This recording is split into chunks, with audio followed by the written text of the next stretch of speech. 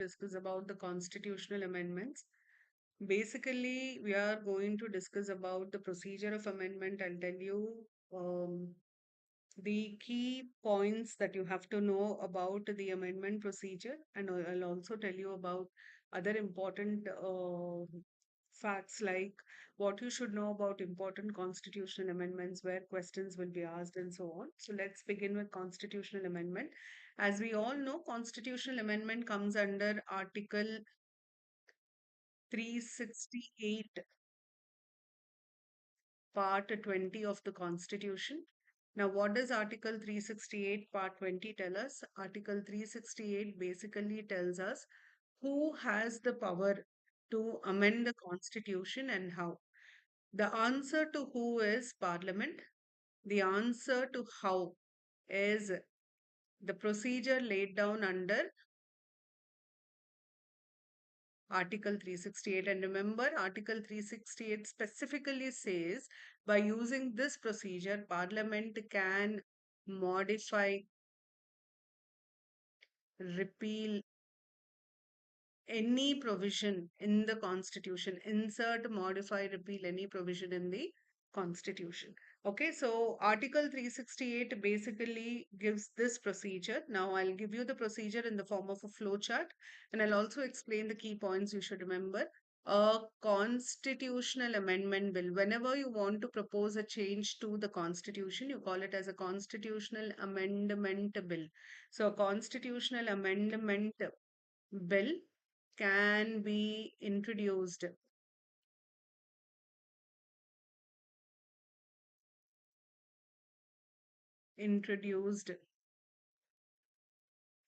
in either houses of parliament. You can introduce it in either Lok Sabha or Rajya Sabha. Now, in this, what are the key points that we should be aware? Point number one, Lok Sabha and Rajya Sabha will have equal powers when it comes to constitutional amendment. Point number two, no prior recommendation of president is required. For certain procedures in the parliament, you need a prior recommendation of president. But here, you do not require prior recommendation of the president. Third point, India has a single constitution, and this constitution can be amended, changed only by parliament alone. It cannot be amended by states. States cannot initiate, cannot amend the constitution. Now, this is a feature of federation with a strong center. Okay. There are certain procedures in the parliament where one house has an upper hand when it comes to budget or money bill. Lok Sabha has more say. When it comes to issues related to the states, Rajya Sabha has more say. But in a constitutional amendment bill, both Lok Sabha and Rajya Sabha have equal states. And remember that a constitutional amendment bill can be introduced by any MP member. It could be private or government. So there is no compulsion that only a minister can introduce a constitutional amendment bill. Now, the next step, once introduced, must be passed by the House initiating it with a majority. We call this as a special majority. But remember, special majority of what? You should be very specific. Of 2 by 3rd present and voting greater than or equal to absolute majority. It says a majority of 2/3 present and voting, not less than the majority of the total strength of the house. Not less than the majority of total strength of the house means absolute majority. Okay, it is a two-way check. This makes the constitutional amendment procedure rigid. I'll explain that. Now, the next, if passed, sent to the other house for approval. Please remember, the other house should also approve,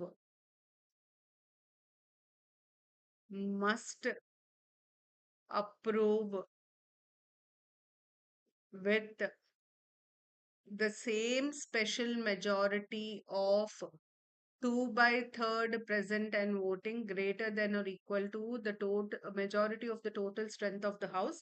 Remember, the constitution specifically says the word separately is mentioned in the constitution. What does this mean?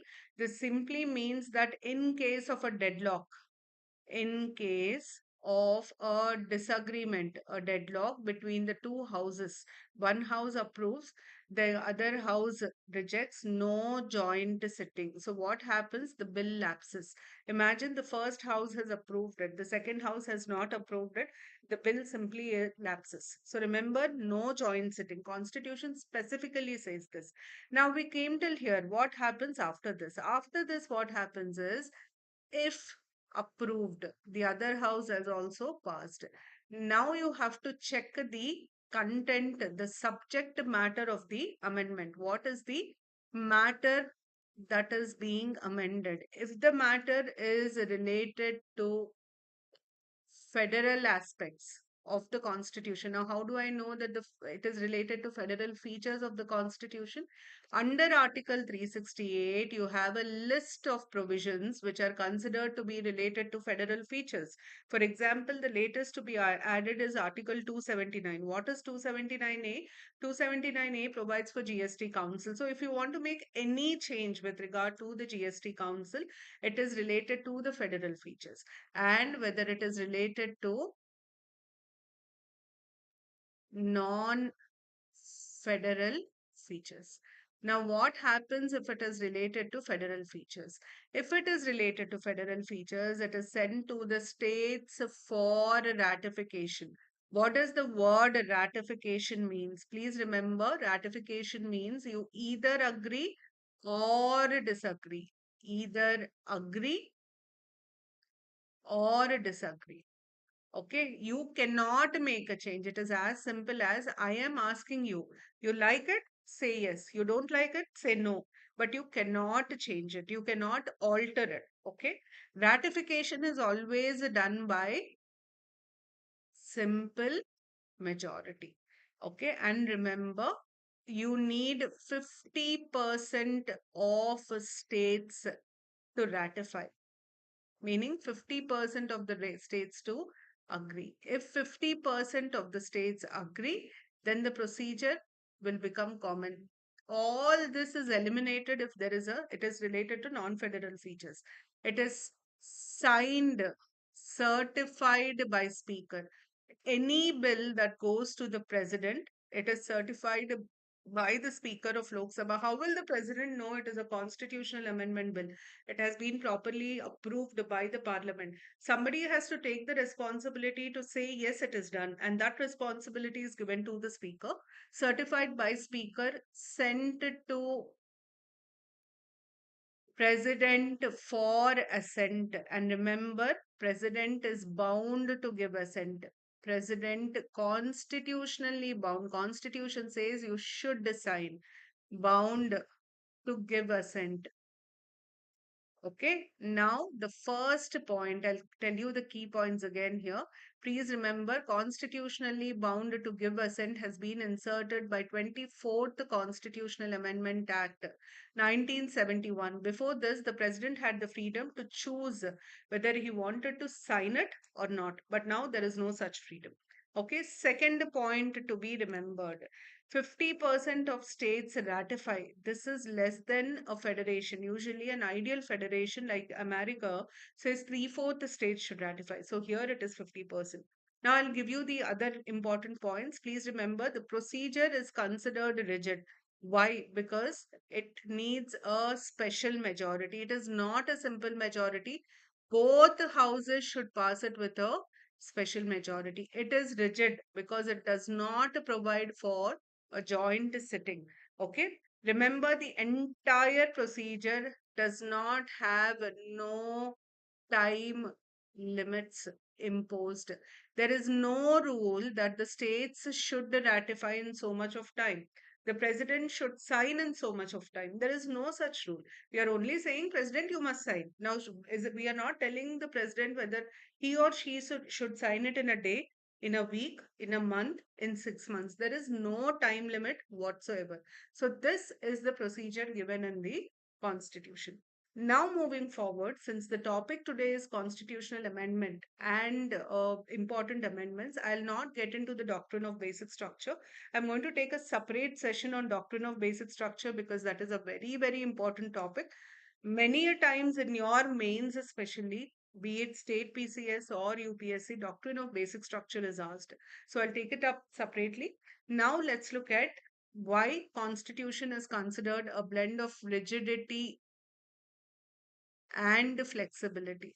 Remember, it is a blend of rigidity and flexibility because you need certain provisions in the constitution need a special majority. For certain provisions, you need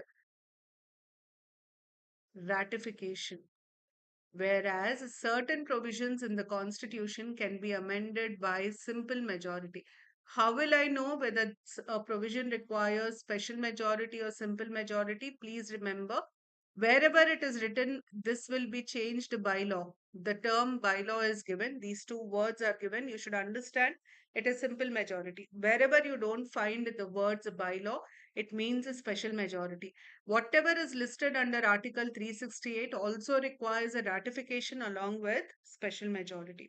Now, coming to most important amendments to the Constitution. What are the key amendments to the Constitution? What questions will be asked? See, according to me, there are a lot of amendments which you should know. And usually, what happens is in your course of syllabus, you read these amendments. Then why should you prepare separately on them? I'll tell you how questions are asked so that you understand the importance. Firstly, they'll ask you what was there originally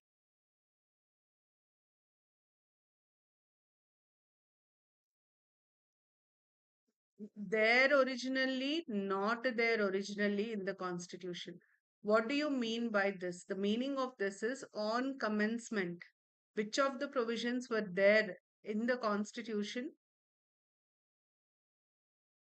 Provisions there but later removed. For example, we had election tribunals, uh, privy purses. All these were there in the constitution when it commenced, but they were removed. Subsequently, they were removed through various amendments. Provisions not there but later added. Not there but later added. For example, separate sitting for vice presidential elections was later added. Union territories was later added. Common governor was later added. You have National Commission for SC, ST, BC. All these came later. So provisions that were not there when the commencement of the constitution, but later added. Then the next set of questions will be on amendment number and what was the purpose of the amendment. This is very, very, very important. What is the amendment number? For example, we had a land border agreement with Bangladesh. Which of the following amendments are related, slash S are related to the land border agreement signed by India and other countries? There are two such amendments, the latest being the 100th constitutional amendment. So, amendment number, which amendment reduced the voting age? Which amendment increased the retirement age for High Court judges, for members of State Public Service Commission? So, amendment number, purpose. This can be asked as matching. This can be asked as pairing, correct or incorrect pairs.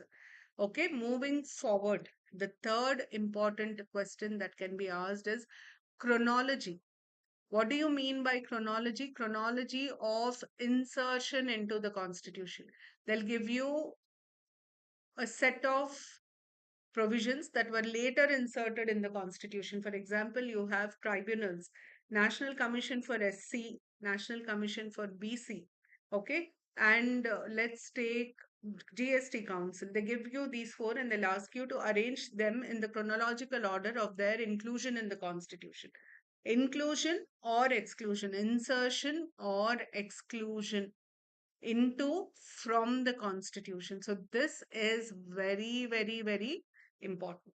Now, moving forward, if they want to make it a little tough for you, they can also ask you about the constitutional amendment dates. There are a few amendments which are very important, like 42nd, 44th, 86th, then you have 101 to 106, everything is important.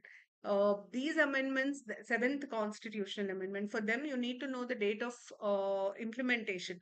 73rd Amendment, because the date when 73rd Amendment came into existence actually is celebrated as the Panchayat Raj Divas in India. So these are very important. Then, do you know certain amendments happened because of the recommendations of certain committees? In fact, some amendments have been made on the basis of the recommendations given by a committee or to implement the recommendations of a committee. Most importantly, is the seventh constitutional amendment, which was brought into effect to give effect to the States Reorganization Commission, first SRC, headed by Justice Fazal Ali, recommendations of the first SRC. Likewise, 42nd Constitutional Amendment is based on the recommendations of Sardar Swaran Singh Committee. Okay, now apart from this, you need to know the amendment number and the part or schedule added to the constitution. There are certain parts like 4A, okay? You have 9A, 9B, you have 14A. These were added later to the constitution, so you need to know the amendment number. Likewise, the ninth, 10th, 11th, 12th schedules were later added. You have to know the amendment number and the schedules. Okay, now these are the most important questions that are asked usually on amendments. And remember, the last six amendments, 101 to 106, have to be studied in detail. Not just these, there are certain amendments which can be asked which of the following changes were made to the constitution by the seventh constitutional amendment. Seventh constitutional amendment is related to reorganization of states in India. So you had provisions such as the union territories, the common governor, common high court, removal of classification of states into A, B, C, D. All this was added by the Seventh Amendment. Likewise, the 86th Amendment is related to right to education. They can ask you the 86th Amendment made which of the following changes to the Constitution? It inserted a new fundamental right, fundamental duty, and it changed one directive principle. It did not insert any new directive principle. It brought about a change in new directive principle in the directive principles. Now, apart from this, in chapter specific or part specific questions can be: what was the last amendment to fundamental rights? Last amendment to fundamental duties? Last amendment to DPSP? Questions like this can also be asked. So please be prepared on important amendments, especially with regard to the state PCS. You get more questions on important amendments. So this is about constitutional amendment procedure. I'll see you tomorrow with a new topic. Thank you so much for joining me. Bye bye.